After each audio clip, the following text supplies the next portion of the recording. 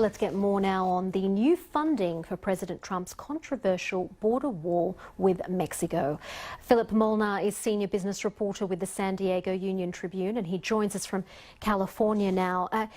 Philip, $1.6 billion, assuming this passes the Senate, do we know exactly what it's going to pay for?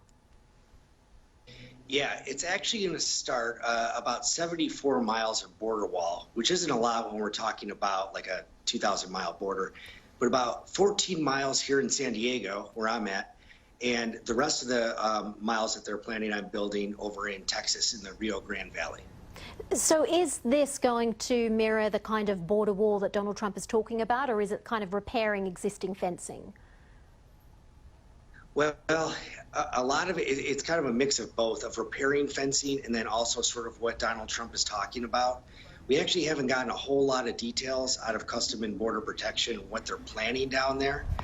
It's been a really difficult process ever since basically Donald Trump took office to find out what exactly they're thinking about down there and what they plan to build.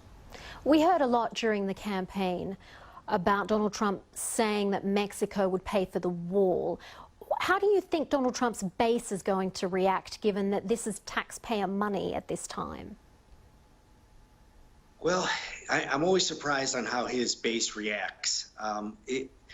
To an outside observer, it might look like, oh, hey, look, like, obviously this is taxpayer money. It's not what you promised us. But there's a lot of people out there that say, well, he's going to find a way someday to make Mexico pay for it.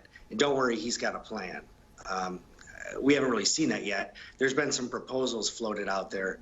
Also, there's been a plan to use solar panels on the wall, which his base really enjoys because they think it will pay for the wall. But unfortunately, there's been a lot of analysts that have looked into that and just think that there's basically no way you could generate enough solar energy at the border wall to pay for it. So sketchy detail.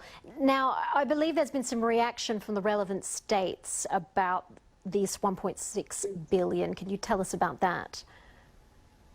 Yeah, definitely. Especially here in California, we have a lot of left-leaning politicians that are really not happy about the border wall. We have a state senator up in Los Angeles, Ricardo Lara, that he has a bill right now, a Senate bill, that would actually stop companies that build the border wall from getting any contract with the state of California.